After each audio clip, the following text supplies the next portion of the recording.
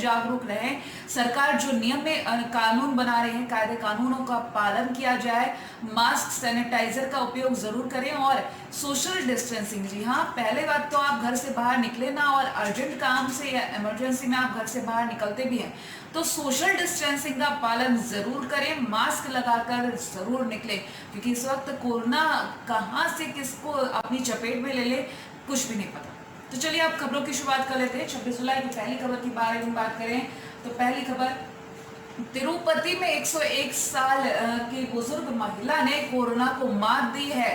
जी हाँ, अस्पताल से ठीक होकर अपने घर पहुंची है ये महिला। इस तरीके से कोरोना को लेकर जो नेगेटिव खबरें आती हैं उनसे खौफ जरूर पैदा होता है, लेकिन कुछ ऐसी पॉजिटिव खबरें भी हैं जो हमें एनकरेज करती हैं कि हम खुद को जागरूक करें, खुद की सुरक्षा करें। तो 101 साल की महिला तिरुपति में, जहां एक और देश में लगातार कोरोना संक्रमितों की संख्या का इजाफा हो रहा है, वहीं दूसरी तरफ कोरोना फाइटर भी हैं जो रिकवरी रेट को अच्छा करने में अपना योगदान दे रहे हैं। तिरुपति निवासी एक 101 वर्षीय महिला, इन्होंने कोरोना वायरस को मात दे दी है और स्वस्थ होकर अपने घर पहुंच गई हैं। बता दें, कोविड-19 अस्पताल, श्री पद्मावती महिला अस्पताल, Shri Venkateswara institute of medical sciences Tirupati से उन्हें छुट्टी दी गई। तो एक अच्छी खबर, क्योंकि जिस तरीके से कहा गया था 60 साल से ऊपर के जो लोग हैं और 10 साल तक के बच्चे, इन्हें घर से ना निकलने दिया जाए, क्योंकि इनका इम्यून सिस्टम जो होता है इतना स्ट्रांग नहीं होता कि कोरोना से लड़ पाए। लेकिन अब अगर बात कर लें तो इससे पहले भी कई ऐसी खबरें आई हैं कि बुजुर्गों ने कोरोना को मात दी है। हालांकि 101 साल की महिला जो है, इन्होंने कोरोना को मात दे दी है। ये एक इंस्पिरेशन है लोगों के लिए कि किस तरीके से कोरोना को मात दी जाए, किस तरीके से खुद को जागरूक किया जाए और हिम्मत बढ़ाई जाए कोरोना से लड़ने के लिए। बात कर लेते हैं अगली खबर की। तो कुछ नेशनल खबरों की बात करें तो देश की पहली स्वदेशी कोरोना वैक्सीन के मानव ट्रायल से जगी उम्मीदें। तो कहां परीक्षण चल रहे हैं, क्या स्थिति है इस वक्त, बात कर लेते हैं इस वैक्सीन के बारे में। देश की स्वदेशी कोरोना वैक्सीन यानी कि कोवैक्सीन के बारे में हम आए दिन बात करते हैं, क्योंकि इस पर ट्रायल चल रहे हैं। का फिलहाल अलग अलग राज्यों में मानव ट्रायल चल रहा है। हरियाणा के रोहतक के मेडिकल साइंसेज के पोस्ट ग्रेजुएट इंस्टीट्यूट यानी कि पीजीआई में कोवैक्सीन के मानव ट्रायल के पहले चरण का पहला हिस्सा पूरा कर लिया गया है। अब यहाँ दूसरे हिस्से की तैयारी शुरू हो गई है। तो बता दें, हरियाणा के रोहतक में पीजीआई में इस तरीके से कोवैक्सीन का ह्यूमन ट्रायल चल रहा था, वो पहला चरण सक्सेसफुल रहा है। अब दूसरे चरण की तैयारी चल रही है। देखने वाली बात होगी कि किस तरीके से ये वैक्सीन जो चरणों में ट्रायल चल रहे हैं सक्सेसफुल होता है, और फिर ये जो स्वदेशी वैक्सीन है कोवैक्सीन जिसका नाम रखा गया है, ये भारत में जल्द से जल्द लॉन्च की जाएगी। क्योंकि अगर पहले ट्रायल की बात की जाए तो वो सक्सेसफुल रहा है भाई। शनिवार को पहले चरण के दूसरे भाग के तहत 6 लोगों को ये टीका लगाया गया, और साथ ही साथ इस तरीके से वैक्सीन ट्रायल की टीम की जो मुख्य जांच करता है डॉक्टर सविता वर्मा, उन्होंने कहा है कि वैक्सीन के ट्रायल से पहले चरण का पहला हिस्सा पूरा कर लिया गया है। पूरे भारत में 50 लोगों को टीका दिया गया है, और ये इसकी जो परिणाम है वो उत्साहजनक है, यानी कि पॉजिटिव रिजल्ट्स मिले हैं। जो 50 लोगों को टीका लगाया गया उसके रिजल्ट्स पॉजिटिव रहे हैं। तो आईसीएमआर और भारत बायोटेक के सहयोग से बनी देश की पहली कोरोना वैक्सीन का मानव ट्रायल दिल्ली के एम्स में भी चल रहा है। दिल्ली के एम्स में फिलहाल वैक्सीन के पहले चरण का क्लिनिकल ट्रायल चल रहा है। मानव ट्रायल शुरू होने के दूसरे दिन शनिवार को 5 लोगों को कोरोना का टीका लगाया गया। एम्स में पहले चरण में 100 लोगों पर टीके का ट्रायल होना है। शुक्रवार को ट्रायल शुरू होने पर एक 30 वर्षीय युवक को टीका लगाया गया था। इस तरह अब तक 6 लोगों को ये टीका लगाया जा चुका है। तो कोरोना वैक्सीन जिसके बारे में सभी लोग जानने के लिए उत्सुक हैं, ये कोवैक्सीन एक स्वदेशी वैक्सीन है, हमारे देश में ही निर्मित है, और इसके ट्रायल अलग अलग राज्यों में चल रहे हैं। जैसे कि मैंने अभी हरियाणा के बारे में बात की, दिल्ली के बारे में बात की, लेकिन कब सक्सेसफुल होकर सामने आएगी ये तो आने वाला वक्त ही बताएगा। अगली खबर के बारे में बात कर लेते हैं हम। बाढ़ के कारण बिगड़े हालात, असम और बिहार समेत कई राज्यों में स्थिति गंभीर। अगर हम बात कर लें बाढ़ की स्थिति की तो असम और बिहार में हालात काफ़ी बेकाबू हो चुके हैं। एक तो कोरोना से लोग बचने की कोशिश करते हैं, वहीं बाढ़ की वजह से इन लोगों को इकट्ठा करके दूसरी जगह शिफ्ट करना पड़ता है, क्योंकि जिस तरीके से बाढ़ की स्थिति बनी हुई है, लोग की जान को खतरा है। जहाँ पर वो रह रहे थे वहाँ पानी भर चुका है। तो इस तरीके से ये खबर के बारे में बात करें तो बाढ़ के कारण देश के कई राज्यों में संकट की स्थिति है, लेकिन सबसे बुरे हालात इस वक्त असम में है। यहाँ अब तक 90 से ज़्यादा लोगों की मौत हो चुकी है और लाखों जिंदगियां प्रभावित हुई हैं। वहीं दूसरी तरफ अब बिहार और उत्तर प्रदेश में भी बाढ़ के कारण स्थिति बिगड़ने लगी है। इनके अलावा तेलंगाना में भी भारी बारिश के कारणों के चलते सड़कों पर पानी भर गया, जिससे लोग अपने घरों से नहीं निकल पा रहे हैं। असम में आपको बताया असम की स्थिति। अब बात कर लेते हैं बिहार की। तो 10 लाख जिंदगियां हुई प्रभावित। बिहार में भारी बारिश के कारण स्थिति काफी खराब है। राज्य आपदा प्रबंधन विभाग ने शनिवार को जानकारी दी है कि बिहार में बाढ़ के कारण 10 लाख से अधिक लोग प्रभावित हुए हैं और 15,000 से ज्यादा लोग शेल्टर होम में रह रहे हैं, अपने अपने घर को गंवा चुके हैं। ये लोग जहां पर लोगों की तरफ से मदद की जा रही है, सरकार की तरफ से जो मदद मुहैया कराई जा रही है, उन्हें शेल्टर होम में रखा गया है, खाने पीने का सामान वहाँ पर मुहैया कराया जा रहा है। लेकिन वाकई में असम और बिहार की स्थिति बाढ़ के कारण बहुत ज्यादा खराब हो चुकी है। अब बात कर लेते हैं कुछ शिक्षा समाचारों की। तो पहली खबर के बारे में बात करेंगे तो एमपी बोर्ड के जो रिजल्ट्स हैं 12th क्लास के, वो उसको लेकर एक बड़ी खबर सामने आई है। परिणाम कब घोषित होगा इसके बारे में आपको बता दें। एमपी बोर्ड के तो Madhya Pradesh board of secondary education की ओर से 12वीं के रिजल्ट की राह देख रहे छात्र छात्राओं का इंतजार लंबा हो गया था। 4 जुलाई को 10वीं के रिजल्ट घोषित होने के बाद 12वीं के छात्र छात्राएं अपने स्कोर का इंतजार कर रहे हैं, लेकिन बोर्ड की तरफ से कोई स्थिति स्पष्ट नहीं हो पाई है कि आखिर कब परिणाम घोषित होगा। वहीं लेटेस्ट अगर हम खबर की बात करें तो रिजल्ट अगले सप्ताह यानी कि 31 जुलाई तक जारी हो जाएगा। अगर ऐसा नहीं होता है तो परिणाम फिर अगले महीने यानी कि अगस्त के पहले सप्ताह में ही घोषित होगा। तो 8 लाख से ज़्यादा छात्र छात्राएं जो है वो स्थिति के स्पष्ट नहीं है, लेकिन फिर भी परिणाम का इंतजार कर रहे हैं। लेकिन आने वाले एक हफ्ते में रिजल्ट्स घोषित हो सकते हैं। अगले शिक्षा समाचार की बात करें तो Maharashtra school news. Maharashtra board ने 25% तक पाठ्यक्रम में कटौती की है। शिक्षा मंत्री ने कर दिया है ऐलान। वही अगर यूपी के बारे में बात करें तो सिलेबस में काफी कटौती करने की बात की गई थी। महाराष्ट्र के बारे में फिलहाल बात कर लेते हैं। तो कोरोना वायरस के संक्रमण की वजह से पढ़ाई बुरी तरह से प्रभावित हुई है। स्कूल कॉलेज पिछले लगभग 3 महीनों से ज्यादा प्रभावित है। हालांकि ऑनलाइन कक्षाओं का सहारा लिया जा रहा है, लेकिन इंटरनेट कनेक्टिविटी और सबके पास उपलब्धता एक बहुत बड़ी चुनौती बनकर सामने आई है। इस मुसीबत को समझते हुए अलग अलग राज्यों के बोर्ड ने इससे निपटने के लिए तरह तरह के प्रयास किए हैं।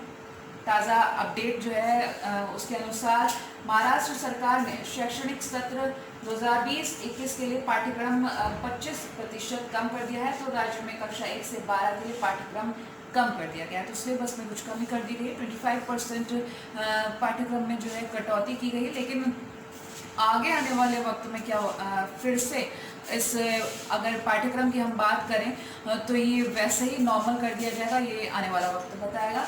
अब बात कर लेते हैं हम कुछ राजनीति से जुड़ी खबरों की। तो महाराष्ट्र के गवर्नर ने उपराष्ट्रपति लोकसभा अध्यक्ष से शपथ ग्रहण का प्रारूप बनाने की अपील की है। महाराष्ट्र के राज्यपाल भगत सिंह कोश्यारी ने शनिवार को उपराष्ट्रपति और राज्यसभा के सभापति एम वेंकैया नायडू और लोकसभा अध्यक्ष ओम बिरला से शपथ ग्रहण की पवित्रता बनाए रखने के लिए उसका एक प्रारूप बनाने का आग्रह किया है। उन्होंने इस बात का हवाला दिया है कि कैसे कुछ नवनिर्वाचित सांसद और विधायक शपथ ग्रहण के समय पार्टी नेताओं या कुछ अन्य नेताओं का नाम लेकर इसकी गरिमा कम करते हैं। तो इसे देखते हुए कोश्यारी ने नायडू से और बिरला से शपथ ग्रहण का प्रारूप तैयार करने की अपील की है। इस तरीके से ये अपील सामने आई है। अगली खबर की बात कर लेते हैं। तो रेवाड़ी में भाजपा जिला अध्यक्ष योगेंद्र पालीवाल का निधन। प्रदेश अध्यक्ष ओपी धनखड़ ने जताया शोक। भाजपा जिला प्रधान पंडित योगेंद्र पालीवाल का देर रात निधन हो गया। वो लंबे समय से बीमार चल रहे थे और पीजीआई रोहतक में उनका इलाज भी चल रहा था। इससे पूर्व गुरुग्राम के निजी अस्पताल में उनका उपचार चल रहा था। भाजपा जिलाध्यक्ष के निधन का समाचार मिलने के बाद प्रदेश अध्यक्ष ओम प्रकाश धनखड़ ने शोक भी व्यक्त किया है। इस तरीके से ये खबर। अगली खबर के बारे में बात करें तो प्रधानमंत्री मोदी आज 11 बजे से मन की बात करेंगे। जैसे कि हर महीने जो महीने का लास्ट संडे होता है, पीएम मोदी मन की बात, इनका जो रेडियो प्रोग्राम है, जो मंथली प्रोग्राम है, वो हर महीने के लास्ट संडे को ये प्रोग्राम होता है। तो आज भी मन की बात ठीक 11 बजे आप हमारे चैनल एबी स्टार न्यूज़ पर देख पाएंगे। और अगली खबर के बारे में बात कर लेते हैं इसी के साथ। तो श्रमिक ट्रेनों की कमाई के आरोप पर पीयूष गोयल का राहुल को जवाब। बता दें, बीते दिन कांग्रेस नेता राहुल गांधी ने कुछ आरोप लगाए थे, तो उसके बारे में बात करें तो लॉकडाउन के चलते देश के कई हिस्सों में फंसे प्रवासी कामगारों को उनके घरों तक पहुंचाने के लिए चलाई गई श्रमिक स्पेशल ट्रेनें अब बंद हो गई हैं, लेकिन इन ट्रेनों को लेकर सियासत अब भी जारी है।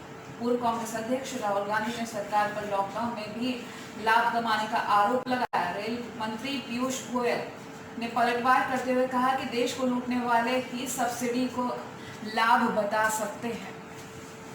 पीयूष गोयल ने राहुल गांधी के ट्वीट का जवाब देते हुए लिखा कि देश को लूटने वाले ही सब्सिडी को मुनाफा बता सकते हैं। रेलवे ने राज्य सरकारों से ली गई राशि से नहीं अधिक पैसा श्रमिक ट्रेनों को चलाने में लगाया। तो इस तरीके से बात करें अगर हम रेलवे की, तो जो ट्रेन की अगर टिकट की बात करें तो उसमें सब्सिडी की बात की गई है।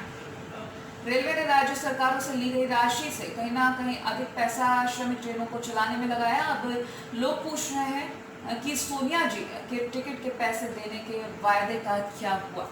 बता दें, जब श्रमिक स्पेशल ट्रेन चलाई गई थी तब बहुत घमासान हुआ था, क्योंकि जब भी ट्रेनों की बात की गई तो कांग्रेस की तरफ से कहा गया कि इन ट्रेन का खर्चा हम उठाएंगे। कांग्रेस की तरफ से श्रमिक स्पेशल ट्रेन का जो है खर्चा हम उठाएंगे, टिकट्स के पैसे हम लेंगे। लेकिन बाद में हुआ ये कि जो राज्य सरकारें हैं और केंद्र सरकारें, इन्होंने मिलकर किराया उठाया है, किराया जो भुगतान किया है वो किया गया है। लेकिन साथ ही साथ जो ट्रेन का टिकट था उसमें सब्सिडी भी ऐड की गई थी। लेकिन आज के समय में जो सवाल जवाब हो रहे हैं, श्रमिक स्पेशल ट्रेन बंद कर दी गई, लेकिन आज भी सियासत वही की वही है। श्रमिक स्पेशल ट्रेन को लेकर अभी भी सियासी खेल बंद नहीं हो रहे हैं, क्योंकि इस तरीके से अब सवाल जवाब फिर से शुरू हो चुके हैं। तो रेल मंत्री ने साफ कहा है कि जो कांग्रेस की तरफ से वादा किया गया था कि रेल टिकट, जो श्रमिकों के टिकट्स हैं, उनका पैसा कांग्रेस की तरफ से दिया जाएगा, तो अब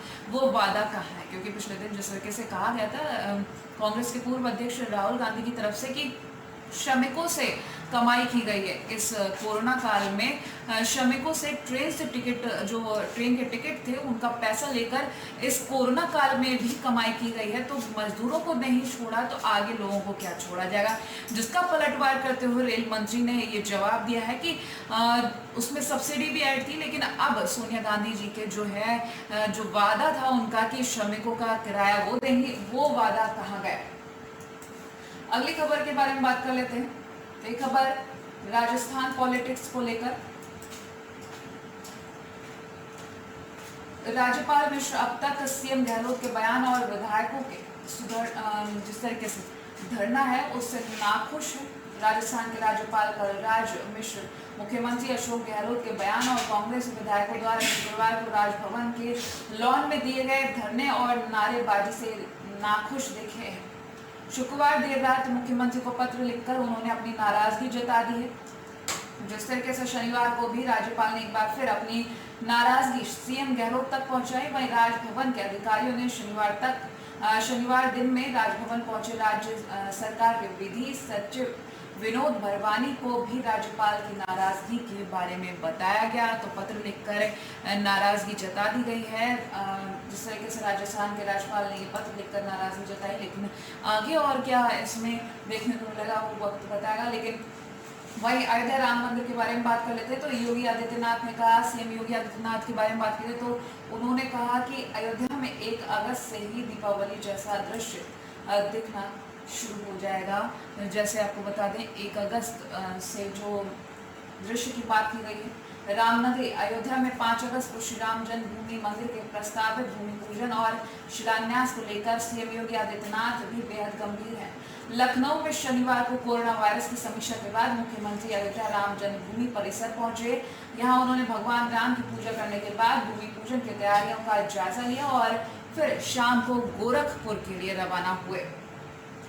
इस तरीके से पूरा तैयारी जो है शुरू कर दी गई है। जो सालों का इंतजार था लोगों का, वो इंतजार उत्सुकता के रूप में सामने आ रहा है, क्योंकि राम मंदिर के बारे में अगर बात करें तो जब ये ऐतिहासिक फैसला आया था तब भी लोगों ने काफ़ी उम्मीद लगाई थी, और आज जब कोरोना वायरस का समय चल रहा है और लोग अपने अपने घरों में बैठे हैं, तो इस तरीके से कहा गया कि 5 अगस्त को भूमि पूजन कर दिया जाएगा। खुद पीएम नरेंद्र मोदी जाएंगे वहाँ पर भूमि पूजन के लिए, और तैयारियाँ अभी से शुरू कर दी गई हैं, जिसका जायजा लेने खुद यूपी के सीएम योगी आदित्यनाथ पहुंचे थे।